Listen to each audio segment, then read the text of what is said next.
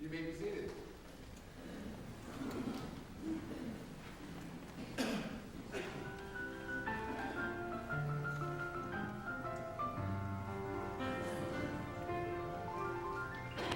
It's a beautiful day in this neighborhood, a beautiful day for a neighbor. Would you be mine? Could you be mine? It's a neighborly day in this beauty wood, a neighborly day for a beauty. Would you be mine? Could you be mine? I have always wanted to have a neighbor just like you. I've always wanted to live in a neighborhood with you, so let's make the most of this beautiful day. Since we're together, we might as well say, would you be mine? Could you be mine? Won't you be my neighbor? Won't you please? Won't you please? Please won't you be my neighbor? Won't you please? Won't you please? Please won't you be my neighbor?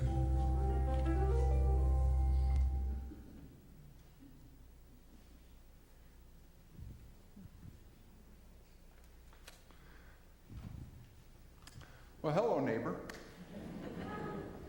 This makes you smile, doesn't it?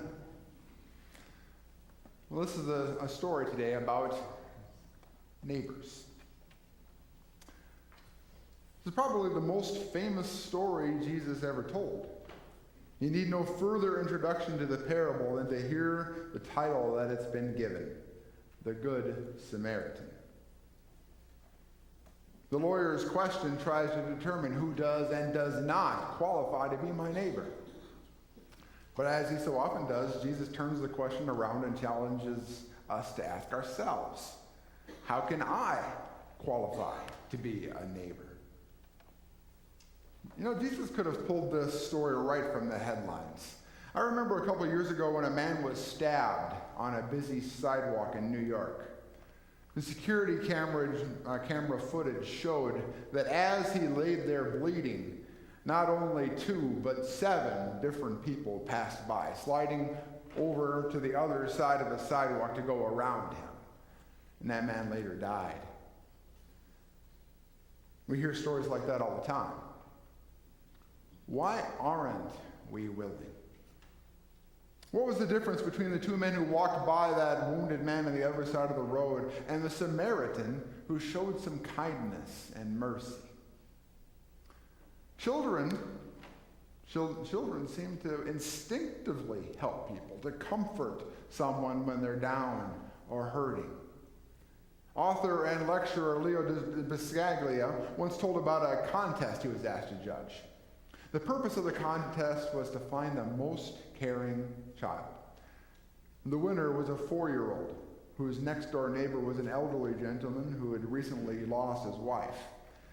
And when the little boy saw the man cry, he went into the old man's yard, climbed up onto his lap, and just sat there. And when his mother asked him what he said to the neighbor, the little boy said, "Nothing. I just helped him cry." You know, that's what children are like. It's when we grow up that's the problem. There seems to be something about growing up that changes that instinct of caring. One Sunday morning, a college student volunteered to help in worship by doing the children's message. She wanted to talk about how to be a friendly church. So after getting the children up front, she began by asking the question, what would you do if a stranger came to our church?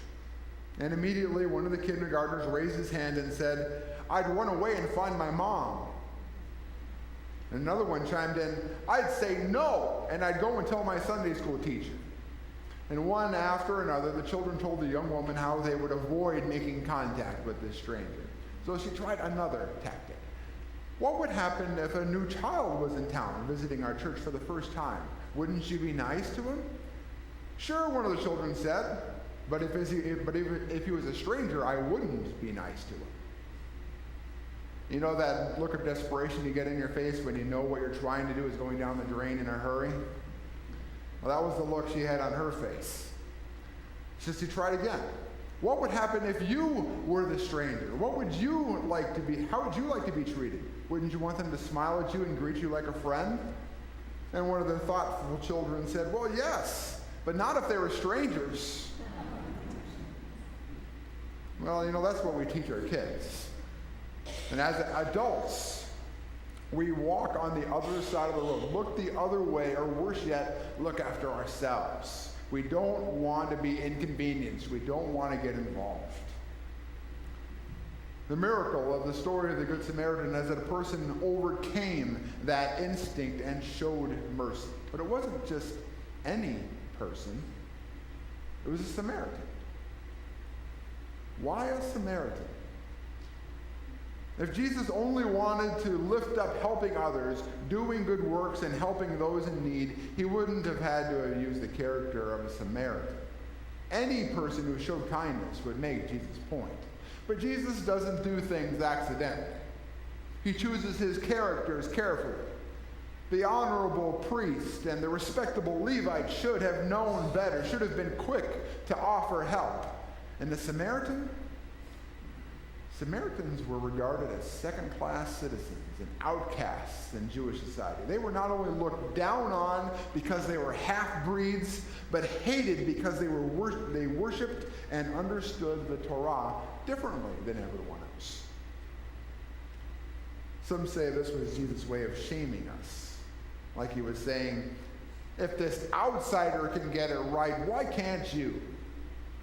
But I disagree. I think Jesus has something else in mind here. He doesn't use shame. I think Jesus points to a Samaritan because the Samaritan could see the wounded man in a way the others couldn't. He would have had the experience for himself of being ignored, left on the side of the road and disregarded by others. He would have known what it was like to be in a ditch, to need someone to lift you up. He sees a fellow human being broken by the world, and so he does all he can for his fellow outcast. The Samaritan understood that great commandment. Love the Lord your God with all your heart, and with all your soul, and with all your strength, and with all your mind, and your neighbor as yourself. Deuteronomy tells us, surely this commandment that I am commanding you today isn't too hard for you, nor is it too far away. Indeed, God's will isn't too hard. It isn't that far away. The story of the Good Samaritan isn't really all that extraordinary. Situations where somebody needs our help happen all the time. They're ordinary. They're near to us. But what's extraordinary is how we could respond in those situations. I've been your pastor for 2.5 years now. If you were to ask me what I've learned about hope in the time I've been here, I'd have to say this. Your faith inspires me. It's true. The faith of this community is inspiring. You prove our word from Deuteronomy. The word is very near to you. It's in your mouth and in your heart. The number of helping ministries you support and participate in as a congregation is staggering. God is near to you. And it goes beyond just your friends. God is also as near as a neighbor you don't know, who needs your help. As the person without anything to eat. As close as a young woman with pain in her eyes. As close as an old man in grief. As close as the next words you speak. This commandment isn't too hard. And it isn't too far away.